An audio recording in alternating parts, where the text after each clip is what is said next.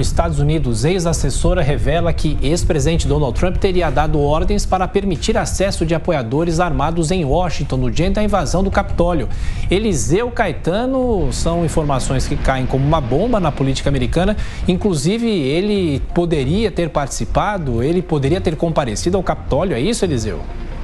Exatamente, Thiago. Essa pessoa próxima ao ex-presidente Donald Trump trouxe aí detalhes que repercutem bastante na manhã de hoje aqui em todo o país, viu? Muito bom dia para você, para Adriana e também para todo mundo que acompanha o Jornal da Manhã. A Cassidy Hudson, que era assessora do então chefe de gabinete Mark Meadows, do ex-presidente Donald Trump, prestou ontem depoimento àquela comissão da Câmara aqui dos Estados Unidos que investiga o ataque e invasão ao Capitólio, que aconteceu em 6 de janeiro de 2021, quando centenas de milhares de pessoas de diversos estados norte-americanos marcharam rumo a Washington, capital do país, para tentar impedir a nomeação de Joe Biden como presidente eleito. E ela trouxe informações aí surpreendentes, viu? Ela disse que Donald Trump teria dado ordens para permitir o acesso de apoiadores armados em Washington no dia da invasão ao Capitólio. Inclusive, ela disse que ele pediu para a polícia do Capitólio retirar os detectores de metais, mesmo com as informações do Serviço Secreto americano, dando conta de que diversos apoiadores dele, diversas pessoas que estavam nessa manifestação estariam armadas, inclusive aí portando bombas de gás lacrimogêneo, armas brancas também, facas, e essa comissão que investiga os acontecimentos ainda trouxe informações aí de bastidores da Casa Branca no dia da nomeação de Joe Biden como presidente dos Estados Unidos. Ela afirmou que Trump teria arremessado o almoço dele na parede da Casa Branca, estilhaçando um prato de porcelana. Ela disse que viu um funcionário limpando os restos de comida na parede da sala de jantar particular da presidência. Ela disse também que Meadows sabia da manifestação, alertou o presidente, o então presidente Donald Trump, sobre o evento, mas que eles teriam reagido com indiferença. Quando foi levado para a Casa Branca, após discursar para os apoiadores, ela ainda afirmou que Donald Trump insistiu em ir ao Capitólio. E ao ter o pedido dele negado pelas forças de segurança da Casa Branca, que ele teria tentado tomar à força o controle do veículo presidencial e que ordenou aos berros, aos gritos, para que ele fosse levado imediatamente à sede do Congresso americano. Essa foi a primeira vez que, em um depoimento formal e oficial, o temperamento chamado por muitos de explosivo de Donald Trump foi conhecido durante a carreira política dele, de acordo com boa parte dos analistas aqui do país. E a comissão segue investigando e tenta se aproximar de Donald Trump para colher o depoimento dessa figura considerada pelos congressistas como a principal e a figura-chave que vai determinar até o rumo dessa investigação que acontece desde então aqui nos Estados Unidos. E claro que a gente vai seguir acompanhando tudo aqui ao longo do Jornal da Manhã e também da programação da Jovem Pan News. É com vocês no estúdio. Até já, Eliseu. Ficamos te aguardando. Gerando os nossos comentaristas, conosco o Ricardo Salles. Salles, essas denúncias envolvendo o ex-presidente são explosivas. O que pode acontecer com Donald Trump? Veja, o processo, bom dia a todos, Thiago e aos demais, o processo mal começou. Então está colhendo informações, ouvindo testemunhas, trazendo dados, isso tudo vai formar um convencimento.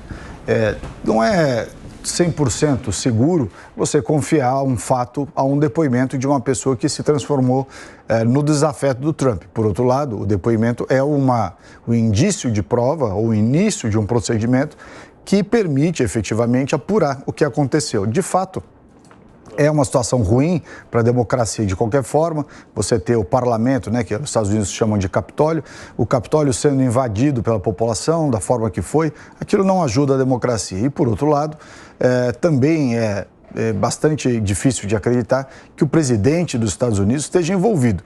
Talvez o fato dele querer ir lá presenciar, ver por curiosidade ou por até algum grau de solidariedade a essas pessoas até parece verossímil, mas não me parece verossímil que o presidente tenha envolvimento na formação, né, na preparação desse ato. Aí acho que já é um pouco demais. Mas até isso, inclusive, só vai poder ser esclarecido se a investigação avançar realmente. Se não, Cristina, Grêmio, é difícil saber o que realmente é verdade ou mentira nessa história toda?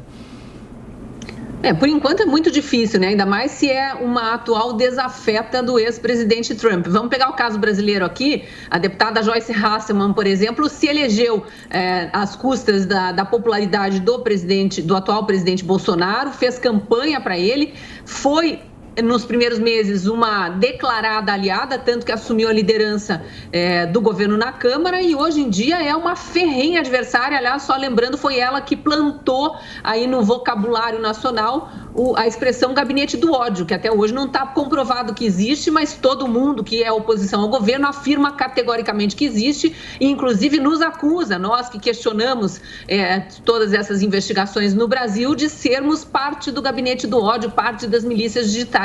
Então isso também acontece lá nos Estados Unidos. A gente acompanha à distância, mas tem visto escalonar a oposição ao presidente Trump, quanto mais aumenta a rejeição ao atual presidente Biden, porque o eleitor americano que acompanhou todas as apurações das possíveis fraudes nas eleições, que aliás continuam em andamento, há estados ainda investigando isso, está cada vez mais intolerante com o atual governo Biden, não só porque o governo tem números ruins, tem decisões muito ruins desaprovadas pela maioria dos americanos, mas também porque não está comprovada que foi uma eleição autêntica, legítima, honesta, transparente. Então, a gente vai ver, provavelmente, novos depoimentos surgindo, ainda tentando difamar o ex-presidente Trump, denegrir, já para começar a enfraquecê-lo para uma possível nova candidatura. Agora, tem que investigar? Sim. Precisa ter provas para sair afirmando categoricamente? Sim. Por enquanto, são indícios. Amanda Klein conosco também. Essas declarações da ex-assessora implicam de que maneira o ex-presidente? Amanda, bem-vinda. Bom dia, Tiago. Bom dia a todos. São muito graves essas declarações, porque colocam o presidente Trump no centro dos acontecimentos. Antes, durante semanas, têm sido narrados os eventos que levaram à invasão do Capitólio, que é o Congresso americano, no dia 6 de janeiro. Várias pessoas já prestaram depoimento, inclusive pessoas muito próximas ao ex-presidente americano, Donald Trump, que o implicam diretamente. E nas palavras dessa assessora, que trabalhava diretamente com ele, não só o presidente Trump reduziu a segurança no dia 6 de janeiro, a segurança em volta do Capitólio, como ele quis pessoalmente participar dos episódios, teve que ser contido por um agente do Serviço Secreto Americano. Ele tentou pegar o controle, o volante da limusine para levá-lo à invasão de 6 de janeiro, ou seja, o coloca no centro dos acontecimentos. O presidente Trump tentou por várias vezes reverter o resultado, telefonou aliados em estados para que não reconhecessem a vitória de Joe Biden naquele estado e depois inflamou seus apoiadores, aquela horda violenta, a invadir o Capitólio, que culminou com 5 ou 6 mortes, inclusive de agentes de segurança. Isso não tem nada a ver com a popularidade ou impopularidade de Joe Biden, porque isso foi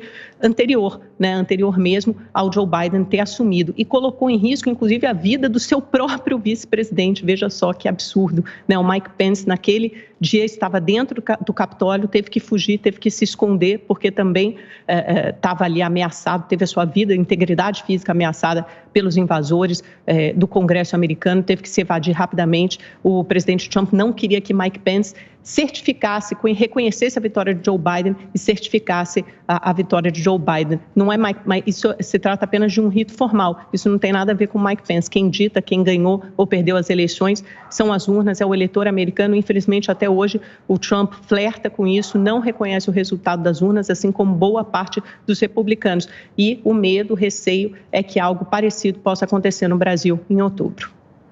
Eu queria só fazer um comentário.